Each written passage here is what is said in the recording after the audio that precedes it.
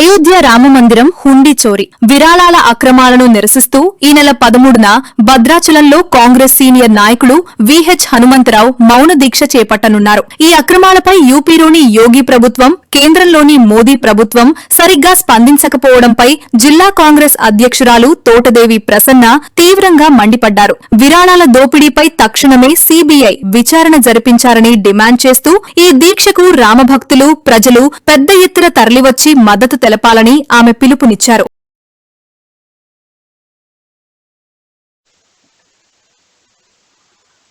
నమస్కారం. కాంగ్రెస్ నాయకులు, కార్యకర్తలు, మరి భద్రాద్రి కొత్తగూడెం జిల్లా ప్రజానీకానికి అందరికీ కూడా నమస్కారాలు తెలియజేస్తున్నాను.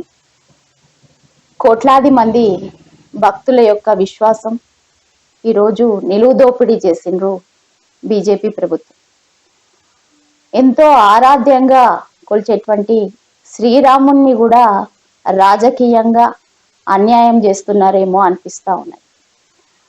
అయోధ్యలో ఉన్నటువంటి రామ మందిరం ఉండిలో ఉన్నటువంటి నిధి ఏమైంది?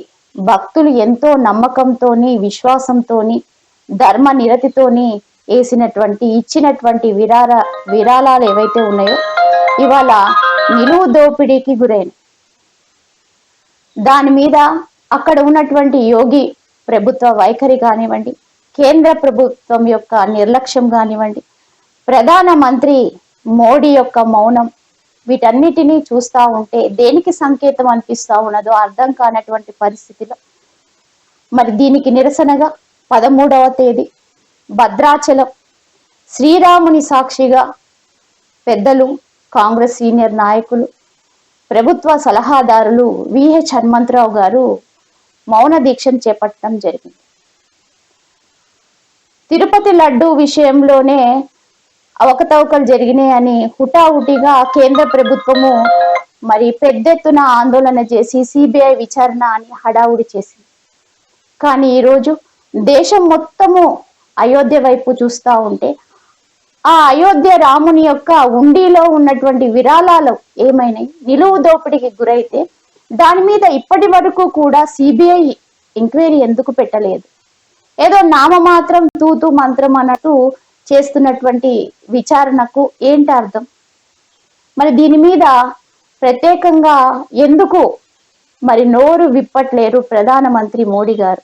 దీనన్నిటికీ కూడా సమాధానం చెప్పాలి. వేల కోట్ల విలువైనటువంటి భూముల వివరాలు కానివ్వండి, కోట్లాది కోట్లైనటువంటి డబ్బులు ఎక్కడికి పోయినాయి? ఎవరి జేబుల్లోకి పోయినాయి? మరి సనాతన ధర్మం అని చెప్పుకుంటున్నటువంటి నాయకులంతా ఇప్పుడు నోరు ఎందుకు విప్పట్లేరు? ఈరోజు ధర్మ పోరాటం చేస్తున్నటువంటి పెద్దలు విహెచ్ హనుమంతరావు గారికి పూర్తి మద్దతుగా మరి కాంగ్రెస్ శ్రేణులంతా కూడా 13వ తేదీ భద్రాచలానికి తరలి రావాలని కోరుకుంటున్నాను.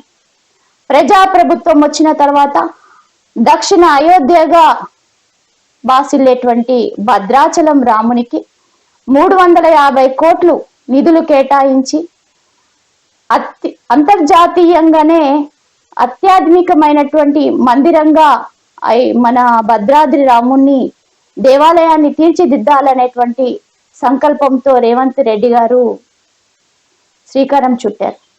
మరి మన ప్రభుత్వం సొంత నిధులతోని రాముని దేవాలయాన్ని కాపాడుకోవాలనుకుంటే ఈరోజు నిలువు దోపిడీ అయోధ్య మందిరంలో జరిగితే కనీసం ఆ దొంగల్ని పట్టుకునే దాంట్లో కూడా కేంద్ర ప్రభుత్వం విఫలమైంది. ప్రజలు గమనించాల ఎవరు దేవుడి పేరుతో రాజకీయం చేస్తూ ఉన్నారు అని. సో దీని అంతటికీ కారణమైనటువంటి ఎవరైతే నాయకులు ఉన్నారో రాముని పేరు చెప్పుకొని భక్తి ముసుగులో రాజకీయం చేస్తున్నటువంటి వారి ముసుగును తీయాల్సినటువంటి అవసరం ప్రజలకు ఉన్నది. ఈరోజు ప్రజలు గమనించి ఎవరు ప్రజల కోసం దేవుని పక్షాన నిలబడతారు అనేది తేటతెల్లమైంది. కాబట్టి పెద్ద ఎత్తున ఈ మౌన దీక్షకి ప్రజలు, భక్తులు, కార్యకర్తలు, ప్రజా సంఘాలు అందరూ కూడా మద్దతుగా రావాలని, విహెచ్ హనుమంతరావు గారి ఈ ధర్మ పోరాటానికి మద్దతు తెలపాలని కోరుకుంటున్నాను.